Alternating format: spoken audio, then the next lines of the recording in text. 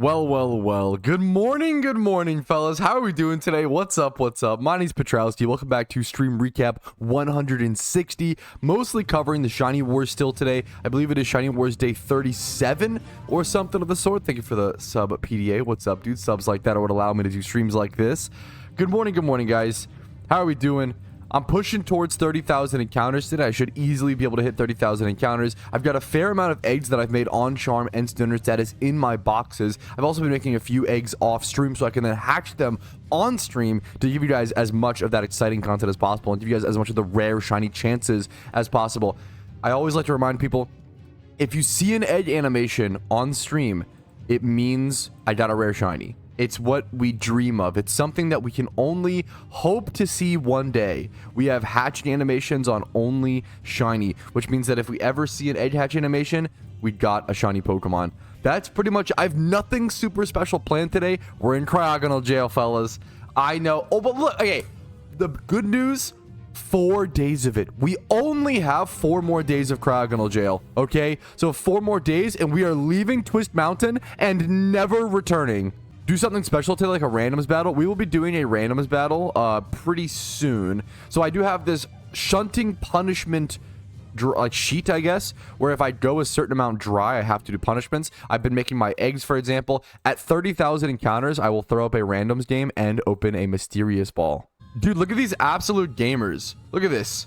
With the shiny unknown collection, I honestly don't have a single shiny unknown, which is an absolute shame. This looks awesome to see. The blue on it, on the follower spread especially, is so like unique and specific and bright. I answer this question a lot, but I do kind of always love it. Hey Patrouski, what are some alphas you would love to see introduced into the game? Me personally, I'd love to see Alpha Ninkata. I'd start hunting for Shelfa, Shedinja. I mean, that'd be pretty cool. For shunting reasons, I'd want to see Chuckle, right? For that alpha Chuckle. Johto alphas would be cool to see. And then also the big one of the big ones for like hidden ability access would be Zangoose. Zangoose is a very cool Pokemon that is like kind of unusable. Not even kind of. Very unusable in PokeMMO PvP. At certain points, we actually went over the 2013 metagame. I want to say pretty really within a week or so. And Zangoose was like a top of the metagame, like S tier threat, right? And its fall from grace back in 2013, to be fair, or like 2015-ish, its fall from grace has been so extreme. Like, it's just totally fallen off the face of a cliff, unfortunately. And it's such a cool Pokemon and very fun, in my opinion, in PvP.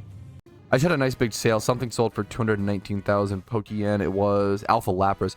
Here's a bunch of the alpha breeds and stuff that I did yesterday selling for profit and just random little things that I've been trying to sell. I've been trying to get some of my as I've been spending so much Pokeyen during wars, I've been a little more active about selling stuff, doing breeds for profit, and unloading Pokemon sitting my PC. So we're trying to get some of that Pokeyen back. I sniped a secret shiny Bidoof for 2 mil yesterday, still riding that high, as you should, my man. That is sick. I mean, that's like a what? At least a 10 mil, 15 mil flip. Let's see, egg group. It'd be field. Yeah, you probably, yeah, 12 mil profit minimum. Dude, that's amazing. Congratulations, dude. So I mean, a secret shiny is every sniper's dream. Like a nice low price. That's amazing, dude. Congrats. I honestly don't know what causes this. Apparently hatched in dash, and it's a 2024 hatch year. I actually don't know what causes this. I'm sure someone knows. I'm sure this is like a easily reoccurable thing, would be my guess. This I have no idea what Hoenn boat trip, someone said. I have no idea what causes that. That's so interesting. It's actually pretty sick. Yeah, this is very cool, honestly. Kind of a neat flex. I believe the dash hatch location is from the tournament spectate room. Totally blank is the boat trip. Could be wrong though. That's crazy. There is a dash and a totally there's 2 different ones of similar variants. That's so wow. Tournament spectate room. So if you're watching like a PvP game, bro was watching a PvP game as he was making his Jimmy Run Typhlosion. Dude, bro was multitasking. All right, I wouldn't let everybody just flex a crazy rare shiny like this, but number 1, it's Jun Lucky, and number 2, it's a crazy rare shiny. If you don't know Jun Lucky, he's insane. He's probably the best shiny hunter in all of PokeMMO. He's a Chinese player who, from my understanding, who just is fucking super. He is super good at the game. He shiny hunts extremely rare shinies a ton. He just shunts so consistently and he ends up getting super rare shinies because of his consistency long term. He is the only player who has all 3 Shalfa starters, which I think cost like 2 billion Pokeyen on average to get. So he's sitting over here with a, not only is this a, you know, Shalfa Charizard, it's a Shalfa Charizard with all the rare particle effects, not all, but like a lot of rare particle effects. Secret shiny. This is really significant. Getting secret shiny on this, I can't imagine how expensive that would have been. He's flexing them all now. The Shalfa, yeah, Shalfa Charizard, Shalfa Blastoise, Shalfa Venusaur, but 2 of which are secrets. The fact that 1 player can have all these is insane. Hey, why does Blastoise get the least amount of love? Hey, wait a minute. Hey, maybe Junlucky isn't all that good. Wait a minute. We're discovering here. Snorunt. This is a great pick as well. Hatched on 5 Island. Shalfa Snorunt. I always say there's probably around 4 to 5 or less people who have 2 Shalfas in the game. Like, it's so rare. There's probably 1,000 or less total Shalfas in the game. To have 4 of them is just, he's so far ahead of the competition. It's just unimaginable. Hey, if you need Drillbur for your Pokedex, boys, there is a Dust Pheno. Honestly, everybody shunting at Twist Mountain is one of the best ways for people to see if there's a Dust Pheno, so you can get Drillbur for your Pokedex. Hey Pat, do you know how running away from a wild Pokemon works? Like, why is it sometimes you can't escape and then after 1 to 2 tries suddenly you can? It's a roll. So it's based on, I know it's based on your Pokemon speed. So it's based on your Pokemon speed, and then there's some sort of calculation behind the scenes, kind of like a catch rate, right? There is some sort of flee rate behind the scenes where it's based on your Pokemon speed. I don't even know if it's your Pokemon speed in comparison to the wild Pokemon speed or not, but it's definitely based on your Pokemon speed, and there's a certain roll and it can like fail or whatever. Obviously, so once you get fast enough speed, that's why like level 100, like, you'll never see me fail here. Like level 100s, there's certain, you know, if you get Pokemon fast enough, they'll always flee. Yo, I might cook today. I might buy some quick alphas really quick to do for Breed for Profits. Like, this Dragonite is just missing. It's been up for 41 minutes, which means it's probably a good deal. It's just missing the attack stat. This one's missing an attack, but won't be 31 speed. That one does have 31 speed, which is unbelievably good. This Dragonite's actually so good, but it's missing nature, and all this is a 25 plus, which makes it even more awkward to like breed properly is the problem. Oh man, like, this one's not bad. We'll buy that one. So we'll do 2. So no one's sniping me on stream, which is huge. We could do this one, do a 31 speed. That's actually so good as well. This one's like, I almost want to grab this one to high roll. Wait, this one's good. Well, yeah, we do speed. Yeah. Wait, hello? Easy peasy. This one's just awkward is the problem, but it's, it's not bad. I think that's about it. I think from there, I mean, 52k, put 31 speed on it. Yeah, I think we do it. Okay. Okay, that's some cool breeds. We'll have some good D-Knight breeds after this to do.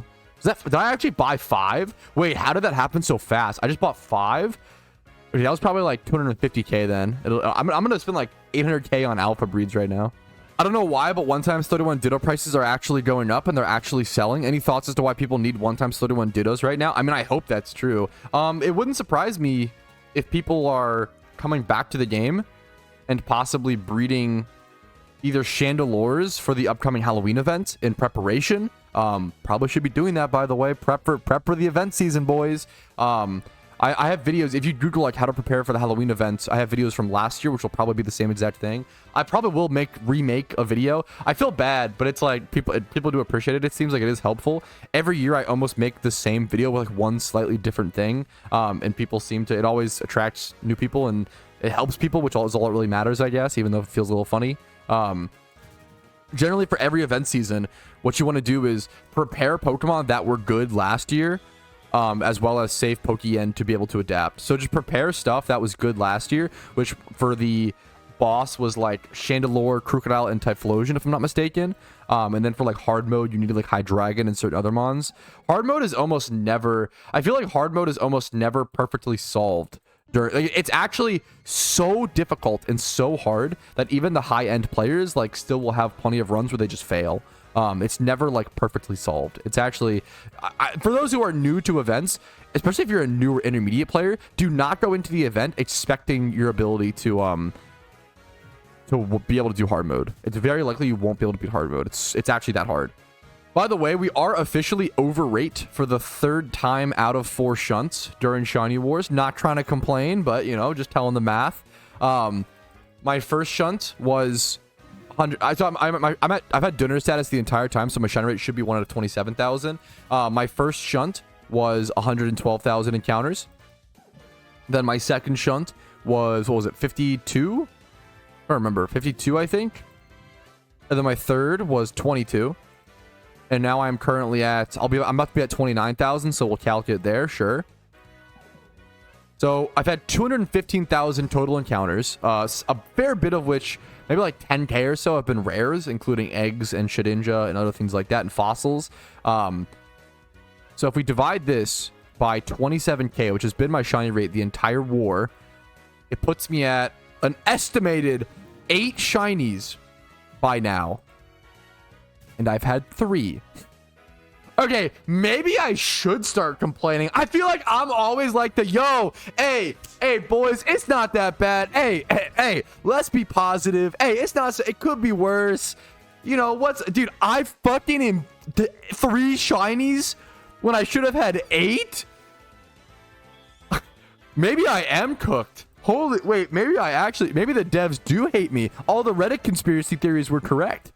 Maybe he's gonna get a horde full of shinies. That's actually crazy. That's actually like, yeah, wild. Go angry eyebrows. I have the helmet, so I wouldn't be able to see him. I'm good for now. I guess we'll go. Yeah, we'll see. Yo, 29,000 encounters, by the way. All you can do if you're dry is get more encounters, okay? The only way you lose with shiny hunting is if you give up and you stop getting encounters. And that's one thing I'll never do, okay? So we keep cooking, fellas. Let's take a quick break from CRYOGONAL to do these Dragonite breeds. We'll do them 2 at a time. We'll start with these 2 in my inventory and then go check to see what breeders we can actually check out for them. We'll start with this one. So this one's just missing attack. So what I would do here, it's water, A, and dragon. So what I would do here is go alpha, male. The breeders will be decently expensive. I'm starting at 8.267 mil. I'm going to go under 8 mil here, like for sure. Probably, I'm going to guess that I'll end here at like 7.4, 7.5, something like that, is my guess. So I would go for 31 attack, 20 plus like this. Almost want to keep the 20 plus special attack here if possible. Going to 31 speed. We'll check water A first. Honestly, that's not a very expensive breeder at all. Maybe this will be cheaper than I realize. I've seen some really good profit potentials with breeding, because there was a Dragonite swarm literally yesterday, and I feel like a bunch of really good cheap Dragonites got brought in. I think I'd go ahead and pick up probably this Poliwrath if it's the same, or this Crawdon. Let's raise the numbers to like 25s and see what we see. Yeah. So there's this Crawdon, this Poly. Yeah, we go the same price. We go this Crawdon. Go ahead and pair this boy up. Do the attack brace and the speed brace. All right, this is what the first breed should look like. Everything will be 20 plus, 3 times 31. We're waiting for that nature roll. If the nature rolls really well here, that could be insane profits. I'm honestly happy. I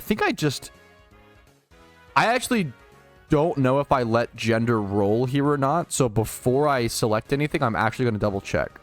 One of the coolest things about breeding for profit is that you literally can check whether, like, how much profit or whether you'll make profit on a breed before you go through with it. So it seems like the cheapest male here with these stats is 120k, whereas the cheapest female is 250. Let's check Dratinis and Dragonairs if possible.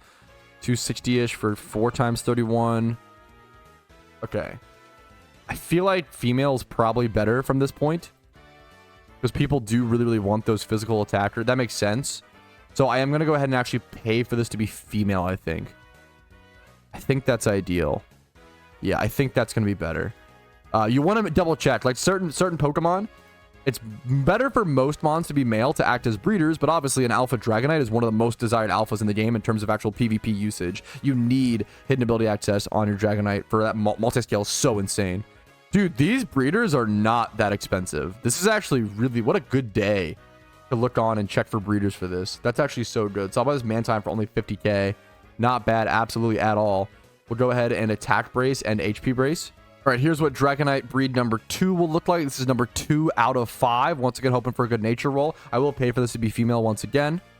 This is really, really lucky timing. I feel like there must have been a Crawdont swarm as well. I feel like there was like a... Yeah, this is so good. 50k for this. What's the date on this? It was 2 days ago. Yeah, so there was a Crawdont Alpha Swarm and a Dragonite one very, very close together, and it's making it perfect to be able to breed these right now for profit.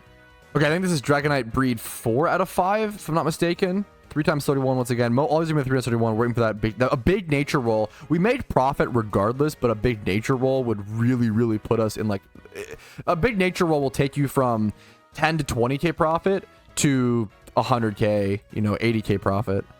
I started playing PokeMMO about a week ago, and I've been breeding for profit the last few days. Made my first mill very quickly. That is really, really, really, really, really impressive to me that you've been playing for a week and are already breeding for profit. I feel like that's not the norm. Breeding for profit's really hard to learn. It's very, very unintuitive. It's a very difficult system. Like learning breeding at all, let alone breeding for profit and finding good deals. And there's a lot of history, a lot of practice. Like that's really, really impressive, dude. You're killing it. If you're breeding for profit within a week of playing, that is extraordinarily impressive to me. All right, here we go. This is the last Dragonite breed. 3 times it was similar, very, very similar situation. 3 times 31. Okay, I'm gonna put all 5. Also, I ended with 7 point. That was way cheaper than I expected to breed all these, honestly. I'm gonna put all 5 Dragonite eggs in my inventory and then head back to Trigonal Jail. So if we see an egg animation within the next 5 minutes or so, it means Shalfa. It means Dragonite Shalfa.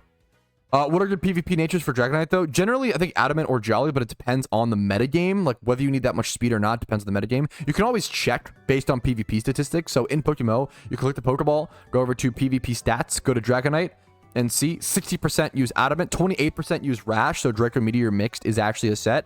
And even though it's 3.37% that go Jolly, it's still 3,800 Dragonites that go Jolly. That's a fair bit, you know? Some go Naive, some go Mild, which are probably just worse. Naive is unreasonable. Mild is probably just worse than Rash. I don't think you'd ever want to go Mild reasonably. Probably just a budget nature, but Adamant seems to be the like high in demand one is Adamant for sure. Good question.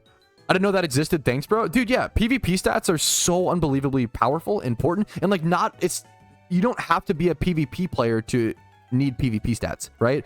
Whenever I make Pokeyen and I'm breeding for profit, I use PvP stats all the time because understanding what is the most desirable natures and what natures people actually run on the Pokemon is going to help you understand what to sell and what natures to go for and how much Pokeyen to charge, etc., etc. If you're a moneymaker in Pokemon and you want to make Pokeyen, which most players want to make Pokeyen, the more information you have in general, the better, right? I think a lot of new players start the game and are frustrated they can't make Pokeyen, which is it's game knowledge. This game is such a game knowledge vast ocean, and the more you learn, the easier it'll be to make Pokeyen. Yopat, how many XP charms do you have? Sure, let me show you my little investments. Not too many, honestly. How much Pokeyen is this in XP charms? 45 of them are 100%. I think those are like 67k a piece right now. I bought all of them, I think, for around 60k. Let's check the 100%. So 100% are around 66k. I've been stocking up on them because I do think that people will need XP charms and XP items a ton more once we start heading into raids. People are going to realize like, oh shit, like raids need level 100 Pokemon. All my mons are level 60 or 70. I have a long way to go. It's a long trek to level 100. So let's do 66k times 45. So that's around 3 mil in XP charm 100%. It's not that much. And then I think 50% are 22k-ish. I bought all of these for like 18. I've already made a little bit of profit on them, but not much. 23k times, 23k times 70. So around 4.5 mil in XP charms. And then I also have lucky eggs. The eggs. Check how much normal. Okay, 61k. 61k? Yeah, so it'd be 61 times 84. So 5.1 plus like 4.5-ish. So I have around almost 10 mil. Especially if you think like rare. I have a lot of rare candies, right? Like 1,000. I have a lot of money in XP items. Or even like the XP, my XP candies. This is actually significantly more. Now, these were a donation, so I can't even, like, take credit for these. But these are 4,800 times 6K. 29 millish in XP Candy Larges. In your opinion, is it better to do Gym Rerun or Elite 4 Rerun? It really depends. Like what qualifies as better, right? And what do you need, right? So with Gym Reruns are really probably better for the average player. You can make a consistent amount of Pokeyen every day to start off your day and make some really good Pokeyen. Elite 4 Reruns you can do more often. I think Elite 4 Reruns you can do every 6 hours versus every 18 hours for a Gym Rerun. However, Gym Reruns are way easier and require way less, whereas Elite 4 Reruns are very difficult, require an extremely specific strategy, an extremely expensive team with millions of Pokeyen worth of Pokemon. Elite 4 Reruns do make more Pokeyen, I think, per hour and are like higher potential, but are way more difficult. It's really up to you. If you want a PVM challenge and enjoy that as well, Elite 4 Reruns are amazing for that sort of player. So it really comes down to what you want. There's just positives and negatives to everything in PokeMMO. I wouldn't say... It's pretty rare something is just better, you know? But it depends what your goals are. Elite 4 Reruns make more Pokeyen, but are significantly more difficult in comparison to the extra Pokeyen you make. Whereas Gym Reruns are consistent, good money every day. Good, like even new players can learn the Typhlosion Gym Rerun strat, and it's very, very easy in my opinion. Okay, someone asked, what is considered endgame? I just finished the Pokedex, and I'm now starting to look into money-making methods. Am I not supposed to be payday pickupping? I think if you just finished Pokedex and like regions and you're just looking into money-making, I think payday pickupping is solid. There are better methods you can do, but it's a solid foundation to build capital for sure. In terms of like what is... There's like almost like 4 different parts of the game, in my opinion. This is just my opinion. Feel free to disagree.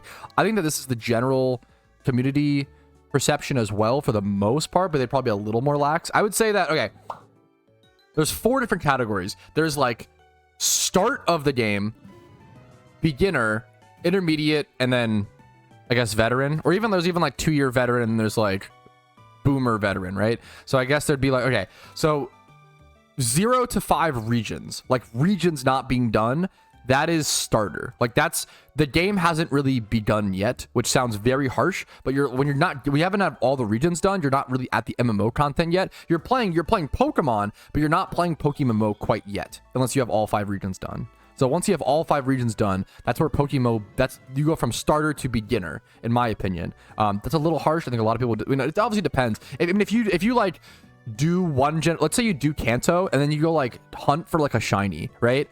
Are you really a beginner? No, not really. Like you've done something out of the norm that is very specific, right? But on average, I'd say people with 0 to like with less than all storylines done on average are like at beginner stage. And then once you beat all storylines, then you look into money making, EV training, etc. You start learning those endgame methods, shiny hunting.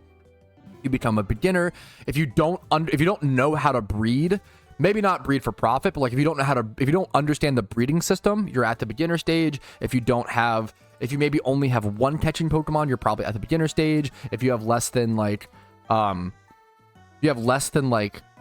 mil cash, you're at the beginner stage. And I would say intermediate is like, okay, you have an HM friend Pokemon, you have a multiple catching Pokemon, you have a Gym Rerun team if you're an intermediate player, you have maybe like 2 to 10 mil cash, hopefully more in net worth.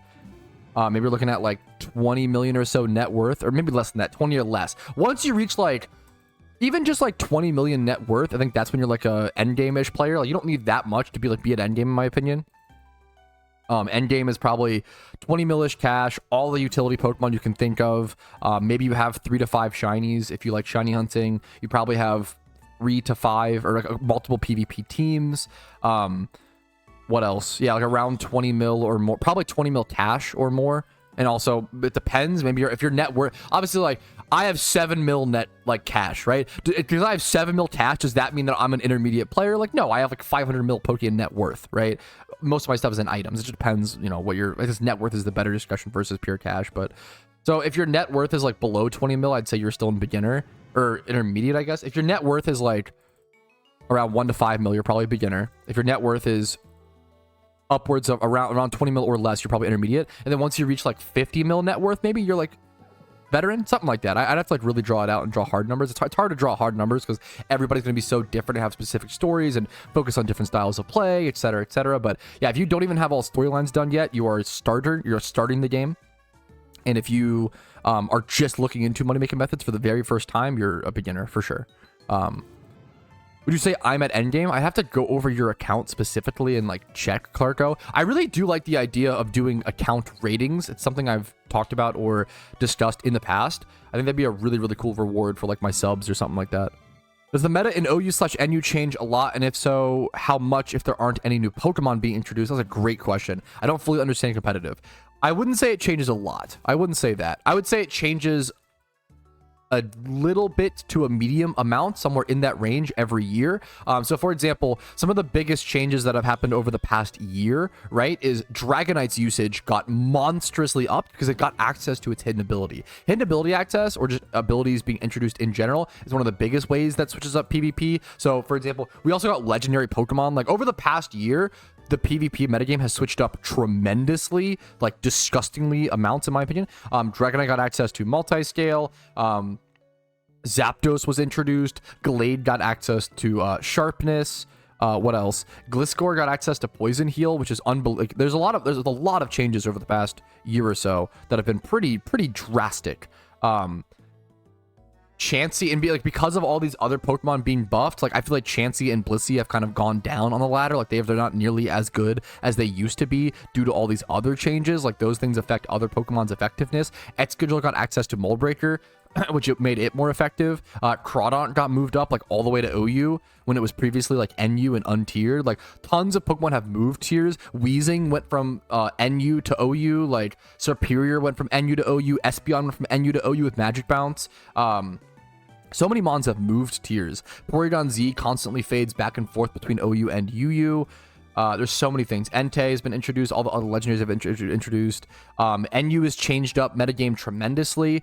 Sheer Force Steelix, special attacking Steelix, started being utilized to specifically counter base form Rotom, which is a massive metagame shift up. Yeah, there's just been so many.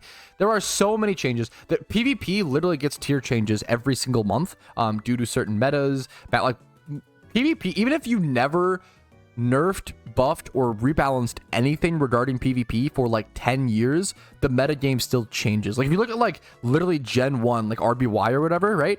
Competitive PvP, the metagame still changes, even though there hasn't been an update or change to that game in like 30 years, right? Because the whole point of like a metagame is that people adapt to it and start running Pokemon to specifically counter that metagame. So the metagames still change even in a stagnant or unupdated game, because that's just how PvP and metagames inherently have to work, right? But PokeMMO has a lot of updates that are constantly shaking things up, especially over the past year. We've seen more updates to PvP than ever. Hey Pat, is there any specific reason for Alpha Chandelure being so expensive? If I had to guess before even checking, I guess I would bet it's a limited time alpha, so it was only available like during a certain thing. Yeah, so it's a fateful encounter, which means it was only available during a certain kind of encounter. Was Chandelure, where did you actually get Halloween alpha? I was like, this is definitely a event specific alpha, but I couldn't remember which one. There you go. Chandelure is a Halloween specific, Halloween only alpha. That's actually pretty interesting. Well, now I kind of want to do like a Chandelure breed for profit or something, because I love doing these very specific